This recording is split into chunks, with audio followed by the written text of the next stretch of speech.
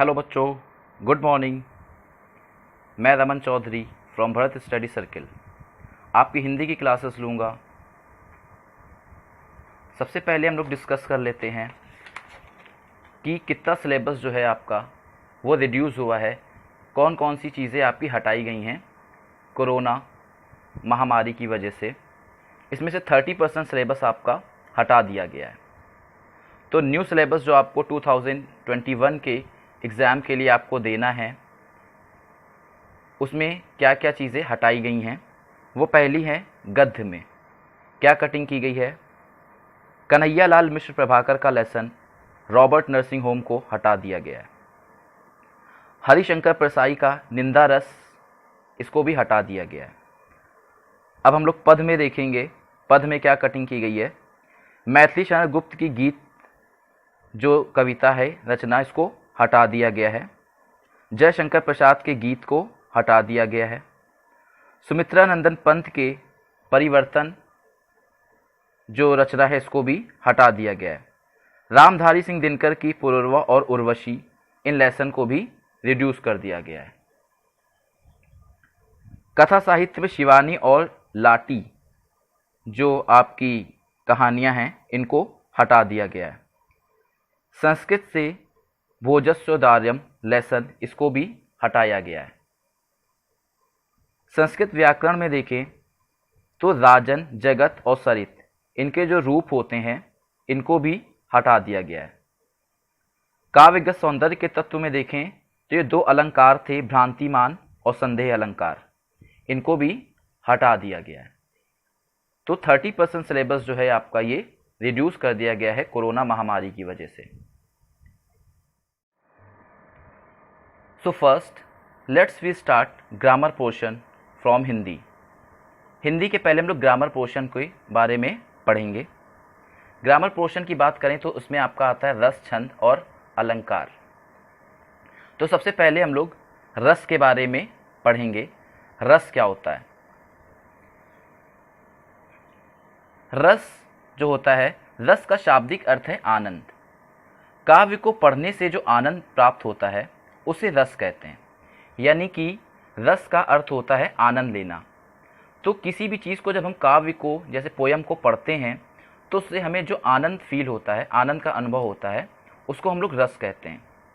रसों की कुल संख्या जो बताई गई है वो 9 बताई गई है। टोटल मिलाकर के 9 रस होते हैं। तो जो आपके सिलेबस में आपको पढ़ने हैं वो रस जो हैं केवल आपके 4 to 5 हैं। जैसे श्रृंगार रस आपको पढ़ना है, वीर रस पढ़ना है, करुण रस पढ़ना है, हास्य रस पढ़ना है और शांत रस पढ़ना है। इतने रसों को आपको पढ़ना है। तो सबसे पहला जो है वो आपका है श्रृंगार रस। श्रृंगार रस क्या होता है? नायिका के चित्र में रति नामक स्थायी भाव का जब विभाव, अनुभव और संचारी भाव से संयुक्त होता है तो वहाँ पर श्रृंगार रस की उत्पत्ति होती है। यानी जब नायिका के चित्र को देख करके जो रति मतलब प्रेम का भाव जागृत होता है, और यही भाव जब स्थायी भाव, विभाव, अनुभव, संचारी भाव से मिल जाता है, संयोग कर लेता है, तो श्रृंगार रस की उत्पत्ति हो जाती है। श्रृंगार रस जो होते हैं वो 2 तरीके के होते हैं। एक होता है संयोग श्रृंगार और दूसरा होता है वियोग श्रृंगार। संयोग श्रृंगार क्या होता है? नायक और नायिका के पारस्परिक रति को संयोग श्रृंगार कहते हैं। रति मतलब प्रेम। तो जहाँ पे नायक और नायिका, हीरो और हीरोइन जो हैं वो आपस में मिलें, उनमें प्रेम हो, तो वो संयोग श्रृंगार होता है। एग्जाम्पल के तौर पे, कौन हो तुम बसंत के इत विरस पतझड़ में अति सुकुमार।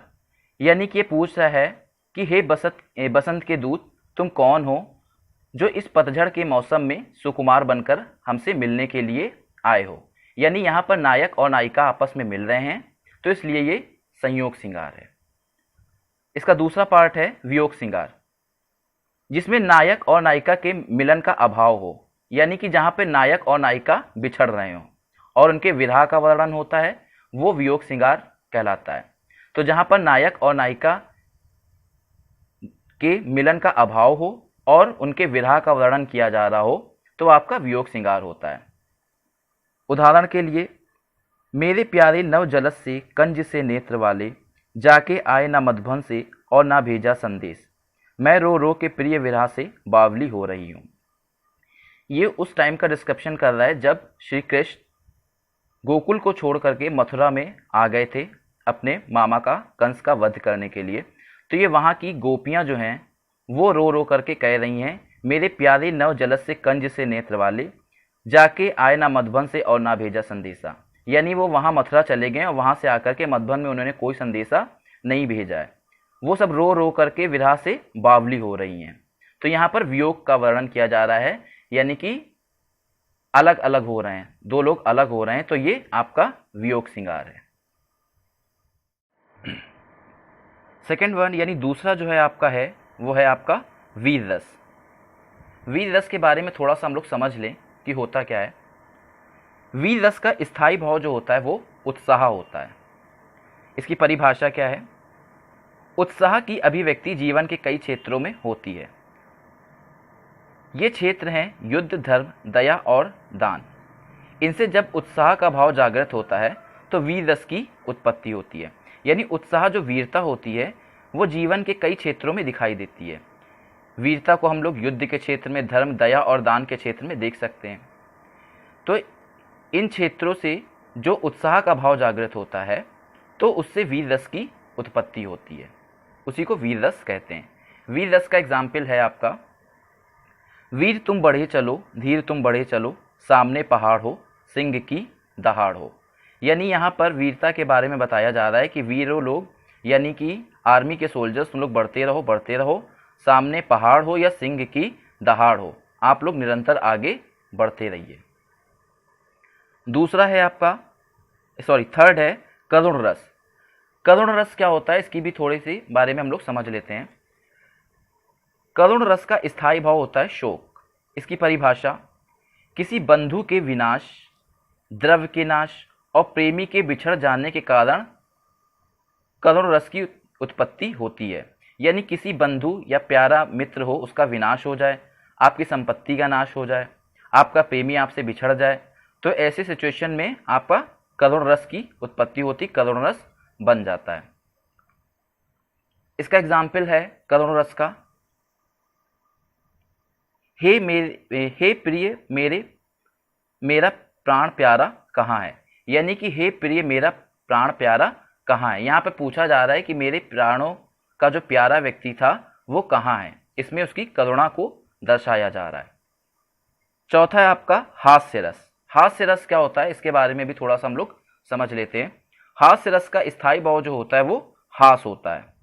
परिभाषा, किसी अपने या पराये की वेशभूषा, वचन या कार्यों को देखकर हृदय में जो हास का भाव जागृत होता है उसे हास्य रस कहलाते हैं।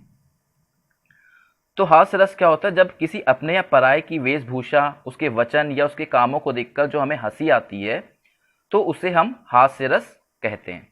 हास्य रस का एग्जाम्पल है, उदाहरण के लिए, राम राम कहूँ बारंबारा, पकड़ चुटैया दे दे मारा। यहाँ पे हास्य रस का वर्णन किया जा रहा है। लास्ट वन आपका जो है वो आपका है शांत रस। शांत रस क्या होता है? शांत रस का स्थायी भाव निर्वेद होता है।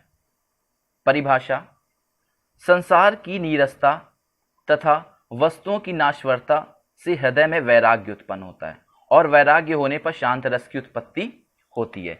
यानी संसार में देखें तो हम दुख है, नीरसता है और वस्तुएं जो होती वो नाश्वर हैं। ऐसे देखने से हम लोग क्या होते हैं, मन में वैराग्य उत्पन्न हो जाता है और यही वैराग्य जो होता है इससे ही शांत रस की उत्पत्ति होती है।